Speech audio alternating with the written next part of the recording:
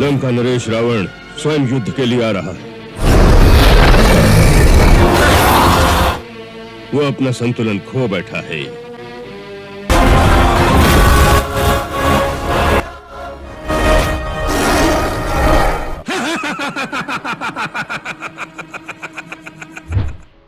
तो मित्रों, जैसा कि आपको पता है कि आदि पुरुष का टीजर हमारे सामने निकल के आ चुका है और आजकल उसी का भौकाल हर न्यूज चैनल और हर मूवी रिव्यूअर के मुंह पे छाया हुआ है। देखिए, वो भी एक जमाना था जब लोग इस चीज को लेकर बवाल करते थे, आपस में लड़ते थे कि तेरा फेवरेट राम कौन सा है, मेरा फेवरेट राम कौन सा है, उसमें क्या क्या गुण है। लेकिन आज एक जमाना है जहाँ पे सबसे अच्छा कौन है ये तो पता नहीं, लेकिन सबसे बुरा कौन है ये लोगों को जरूर पता चल गया। और हाल ही के इंटरव्यू में डायरेक्टर ने ये भी कह दिया है कि ये रामायण की ही स्टोरी है, जिसको सुन के लोगों को बीच जो गुस्सा था वो और भड़क गया है। और चीज़ें अगर ऐसी ही चलती रही जैसे हमें टीजर में दिखाया गया है तो मुझे यकीन है कि लोग इसको बिल्कुल भी एक्सेप्ट नहीं करेंगे। तो चलिए इसका विश्लेषण करते हैं। सबसे पहले हम बात करते हैं इसके VFX के बारे में। तो देखिए, VFX का ऐसा है कि आपको पता ही होगा कि इस फिल्म के ऊपर सबसे ज़्यादा अगर किसी चीज़ को पॉइंट करके बाहर निकाला जा रहा है, उसका नेगेटिव पॉइंट हमें दिखाया जा रहा है, तो वो है VFX। तो देखिए, ये बात तो मैं आपकी मानता हूँ कि जो VFX है अगर इसी हिसाब से इनको दिखाया गया फाइनल प्रोडक्ट में भी, तो ये मूवी कुछ खास नहीं करने वाली है, क्योंकि लोगों का सेंटिमेंट इसके साथ जुड़ा है।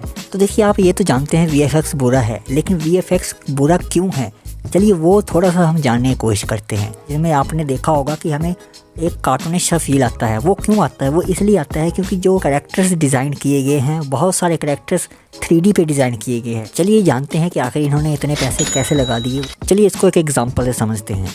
मान लीजिए ये मैंने एक फुटेज रिकॉर्ड की, लेकिन मुझे चाहिए कि इस वीडियो में बारिश हो, तो जो बारिश होगी उसके लिए मुझे इसमें एक बारिश का इफ़ेक्ट ऐड करना पड़ेगा और इसको बोलते हैं VFX, कि हम इस पे एक वर्चुअल इफ़ेक्ट ऐड करेंगे, चाहे बारिश का हो या कोई भी आप आंधी तूफान का ऐड कर सकते हैं। तो इससे क्या होगा? इससे होगा कि मेरी एक एक्स्ट्रा कॉस्ट बढ़ेगी। लेकिन मुझे ऐसा लगा कि वीडियो में अभी भी कोई कमी है। मुझे ऐसा लगा कि पीछे कुछ बिल्डिंग्स होनी चाहिए थी या कुछ और होना चाहिए था। तो उसके लिए मैंने क्या किया, मैंने वहाँ पे CGI जो ग्राफिक्स होते हैं वो बनाए और अपने पीछे लगा दी, जिससे ऐसा लगता है कि मैं वहीं पे हूँ। तो इसको बोलते हैं CGI। इसका कॉस्ट भी अलग से पड़ता है। ये चीज़ों से चाहे कॉस्ट बढ़ती है, लेकिन ये चीज़ें देखने में बहुत अच्छी लगती हैं। बस यही इस मूवी के साथ हुआ है। इन लोगों ने, जितना मुझे लगता है, इन्होंने सिर्फ एक ग्रीन स्क्रीन लगाई और ग्रीन स्क्रीन के आगे इन्होंने एक्टिंग की, ये सोच के कि सब कुछ बाद में देख लेंगे। ना इन्होंने प्रॉपर लाइटिंग की थी और ना ही इन्होंने प्रॉपर कोई सेट वगैरह बनाए थे। इसीलिए बाद में जो भी हमें ये प्रोडक्ट देखने को मिल रहा है, आपने देखा होगा, ना कलर्स मैच कर रहे हैं, ना लाइट शेडो हमें प्रॉपर दिखाई दे रही है और ना ही कैरेक्टर्स का आपस में तालमेल ठीक बैठ रहा है। तो बस इसीलिए इस मूवी की कॉस्ट बढ़ गई। फॉर एग्जांपल, आप इस सीन को देखिए जहाँ पे रावण के 10 सर हमें देखने को मिलते हैं। अगर आपने ध्यान से देखेंगे तो आपको पता चलेगा कि 10 जो सिर है वो असली नहीं है, वो मॉडल करके ड्रॉ किए गए हैं और उनको फिर पॉप अप करके हमको दिखाया गया है। इसीलिए यहाँ पे कॉस्ट बढ़ी है। अगर हम यहाँ पे इन 10 सिरों को, सैफ अली खान को अलग अलग एंगल से रिकॉर्ड करके यहाँ ऐड करते तो इससे कॉस्ट कम होती, क्योंकि यहाँ पे हमें फिर एक्स्ट्रा जो डिज़ाइनिंग कॉस्ट है वो बचती। तो हम ऐसा कह सकते हैं कि इन्होंने जो बजट था उसको स्मार्टली यूज़ नहीं किया। इन्होंने बस बाद के लिए छोड़ दिया कि बाद में देखेंगे, जो भी होगा VFX या CGI में देख लेंगे। लेकिन उससे कॉस्ट तो बढ़ गई, लेकिन जो क्वालिटी चाहिए थी वो हमें नहीं मिली। सेम ये चीज़ आप ओवरऑल पूरे टीज़र में देख सकते हैं। चाहे आप पिछले जो मॉडल हैं उनको देखिए, इन्होंने 1-2 मॉडल डिज़ाइन करके बस मल्टीप्लाई कर दिए हैं। चाहे आप इनके टेक्सचर को देख लें, इन्होंने CGI भी ठीक से डिज़ाइन नहीं की है। तो VFX के पॉइंट के ऊपर मैं इससे ज़्यादा नहीं बोलूँगा, क्योंकि ऑलरेडी लोगों ने इसको काफ़ी अच्छे तरीके से समझा रखा है। अगली चीज़ जो है वो है लुक। यहाँ पे काफ़ी ज़्यादा लोगों को प्रॉब्लम आ रही है और मुझे भी ये चीज़ बिल्कुल सही नहीं लग रही है, क्योंकि आपने जो राम का लुक है उसको कम्प्लीटली चेंज कर दिया है। सिर्फ राम का नहीं, हनुमान का भी और रावण का भी पूरा का पूरा लुक आपने चेंज कर दिया है। और अगर आप मेरी माने तो मैं तो ये कहना चाहूँगा कि आपको ये मूवी रिलीज़ नहीं करनी चाहिए। आपको इसमें जो भी चेंजेस रिक्वायर्ड हैं उसको करना चाहिए, चाहे 1 साल 2 साल 3 साल लगे। आपको किसी भी चीज़ के साथ छेड़छाड़ नहीं करनी चाहिए जो कि लोगों का सेंटिमेंट पहले से ही उसके साथ जुड़ा हुआ है। चाहे इनके कपड़ों को ले लो, चमड़े के जूते, जो बेल्ट वगैरह जो भी पहनाई हुई है वो बिल्कुल भी ठीक नहीं लग रही है जैसे होती है।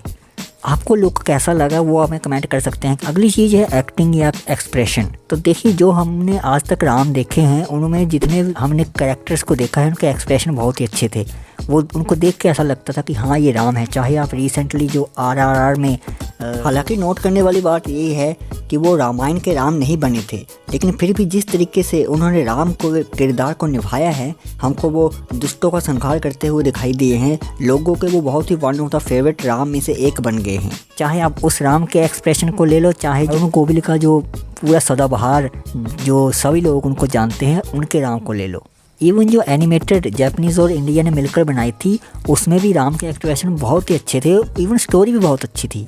लेकिन यहाँ पे जो हमें टीज़र में एक्सप्रेशन देखने को मिलते हैं वो पसंद नहीं आते हैं। ऐसा लगता है कि जैसे वो रामायण नहीं, वो कोई सास बहू का सीरियल कर रहे हैं जिसमें बहुत ही भयंकर कोई साजिश चल रही है और यहाँ पे हमारे जो कैरेक्टर हैं उनको पता चल गया है, साजिश का पर्दाफाश हो गया है और वो उसी तरीके से वहाँ पे चल रहे हैं। तो चलो यही उम्मीद रखते हैं कि शायद ये मूवी में थोड़ा और अच्छा काम करेंगे। देखते हैं, 3 महीने तो बचे हैं, क्या ही कर लेंगे। और इतने बुरे VFX को देखने के बाद लोगों को अब जाके रावण की वैल्यू समझ आ रही है। जो मैंने आपको एक उस पे ऊपर बात की थी ना कि लोगों को वो समझ नहीं आई, वो बहुत अच्छी मूवी थी। अब जाके लोगों को उसकी वैल्यू समझ आ रही है। लोग ये डिमांड कर रहे हैं कि रावण की मूवी को वापस रिलीज़ किया जाए या उसका सेकंड पार्ट बनाया जाए। इसके ऊपर भी हम अगली वीडियो में बात करेंगे। और आपको ये वीडियो कैसी लगी है वो हमें कमेंट करके बताइए। ये ज़रूर बताइए कि आपका सबसे फेवरेट जो राम का कैरेक्टर था वो कौन सा था।